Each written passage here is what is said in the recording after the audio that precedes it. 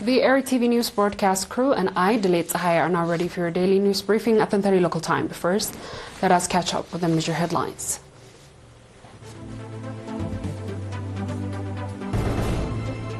President Isaias Afwerki arrives in Jeddah. Eritrean delegation participates at the UN Environment Assembly.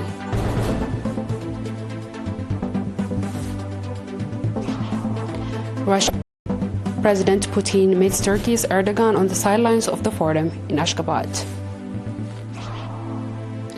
US approves of sale of F-16 technology to Pakistan. Proceeding with our reports. President Isaias Afwerki, in continuation of his visit to Saudi Arabia, arrived in Jeddah in the afternoon hours today.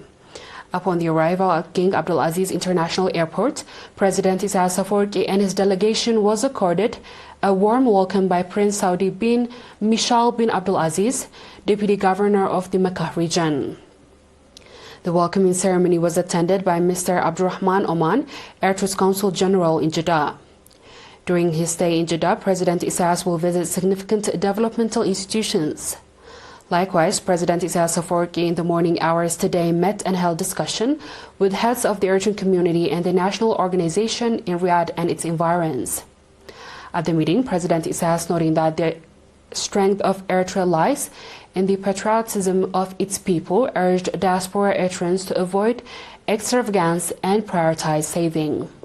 He also called on parents and communities in the national organization to properly care for their children and to play their due role.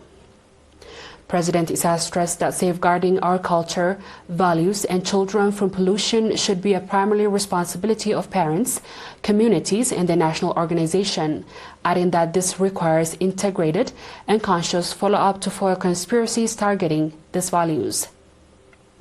He further called on the nationals to strengthen organizational and resilience in representative of the Eritrean communities and the National Union of Eritrean Women, PFDJ and YPFDJ, who attended the meeting.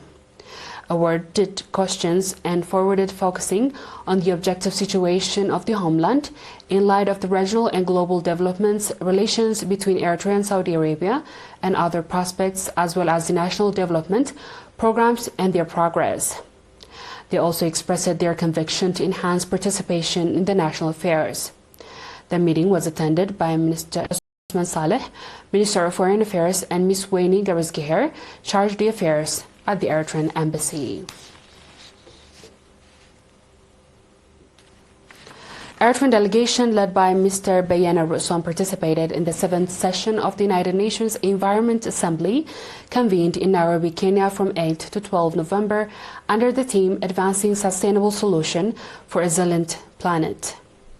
Addressing the Assembly, Ambassador Bayana indicated that Eritrea is suited in the region where the climate crisis is not distant possibility, but daily reality and continues to endure recurrent droughts, erratic rainfall, and degradation and steadily rising temperatures.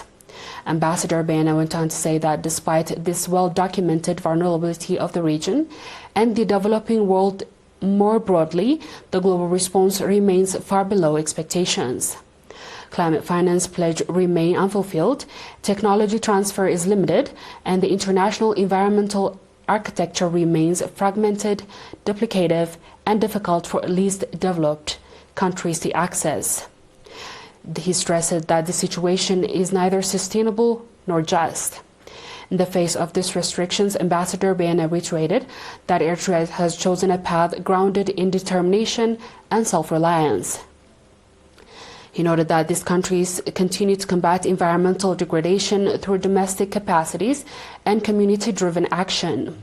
Among the most transformative national undertaking has been the construction of hundreds of dams across the country, strengthening drought resilience, expanding irrigated agriculture, and securing drinking water for rural communities. Ambassador Bayana further noted that long-standing popular mobilization campaigns, particularly the active participation of youth and students, have advanced soil and water conservation, afforestation, and reforestation, contributing meaningfully to ecosystem recovery and biodiversity protection. Ambassador Bena also said that Eritrea is a major Red Sea nation with a long coastline and more than 350 islands, including the vast Dahlak archipelago of over 200 islands. These islands, known for their rich marine biodiversity, pristine coral reefs, and centuries-old pearl fisheries, extend their country's environmental responsibilities beyond land and marine realm. Underlining that Eritrea's seas and islands face increasingly pressure from coral bleaching, pollution, and climate impacts, Ambassador Bena stated that Eritrea is responding by expanding marine and island protected areas, strengthening coastal and island community surveillance to deter illegal activities, restoring coral reefs and coastal vegetation as a natural climate buffers, and advancing sustainable blue economic strategy that safeguards marine resources while supporting local livelihoods.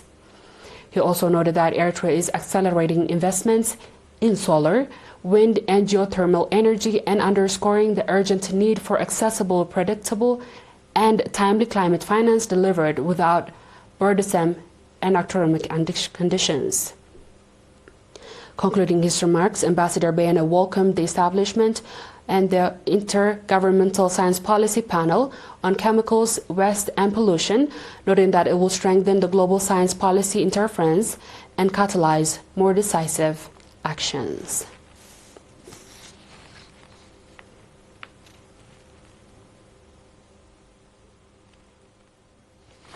We have a press release. Eritrea has formally informed the IGAD Secretary General of its decisions to withdraw from the organization. Eritrea's decision stems from and is predicated on the following pregnant facts and events. 1. As it will be recalled, Eritrea played a pivotal role when IGAD was vitalized in 1993 and subsequently worked in collaboration with other member states for its transformation and effectiveness so that it would serve as a primary vehicle to enhancement in the regional peace and stability, thereby paving the ground for viable regional economic integration. 2. Unfortunately, over time, and especially since 2005, IGAD has not only failed to meet the aspirations of the people of the region, but instead playing a deleterious role, becoming a tool against targeted member states, particularly Eritrea. This unwarranted act has prompted Eritrea to suspend its membership in April 2007. 3. Eritrea reactivated its membership in IGAD in June 2023, hoping that the organization would heed Eritrea's call for reform and rectify its past records. Regrettably, IGAD has and continues to go back on its constitutional obligation, thereby undermining its own relevance in the legal mandate. In the event Eritrea finds itself compelled to withdraw its membership from an organization that has fortified its legal mandate and authority, offering no discernible strategic benefit of all its electoral and failing to contribute applicably to the sustainability of the region. Ministry of Foreign Affairs, Asmara, 12 December 2025.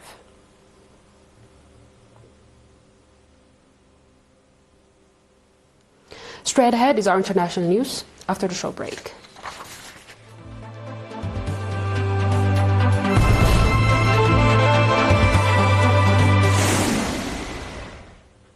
Welcome back. Russian President Vladimir Putin on Friday, December 12th, held talks with Turkish counterpart Tayyip Erdogan on the sidelines of the forum in Turkmenistan.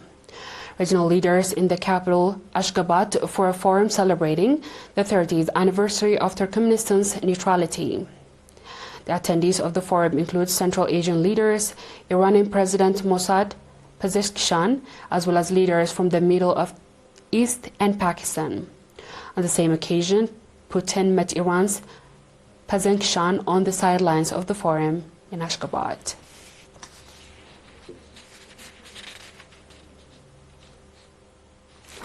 The U.S. has approved the sale of technology and support for the Pakistan's F-16 fighter jets, the Pakistani website Dawn reported on Wednesday.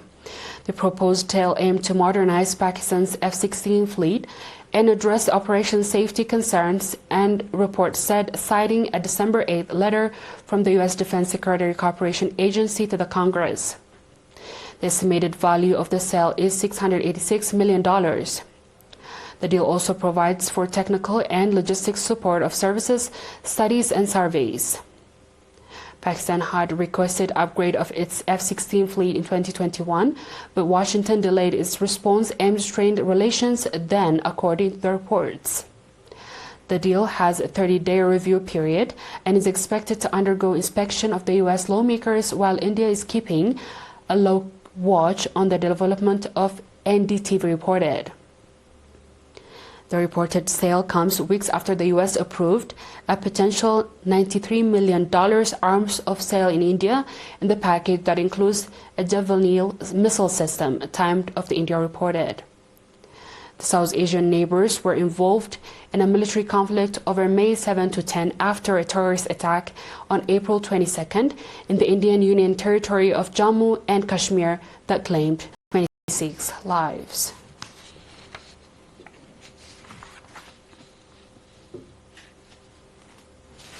On a last report, Indian exports had a record high in the first half of the current financial year according to official data. Exports rose 5.86% year-over-year in April to September to a record of $419 billion, the Commerce Ministry said on Wednesday. The U.S. imposed 50% tariffs on India on August, half of which was a penal charge for New Delhi's purchase of the Russian oil. India has dismissed criticism over its Russian oil imports and maintained that its energy policy is driven by the national interest. New Delhi is negotiating deals with nearly a dozen countries of trade blocs, including the U.S. and the European Union. The data on exports was released amid talks between U.S. delegation led by Deputy U.S. Trade Representative Rick Switzer and the Indian officials in New Delhi. Dear viewers, we've come to the end of tonight's news. Let's have a quick recap of the headlines. President Isaias Afwerki arrives in Jeddah. Eritrean delegation participates at the UN Environment Assembly.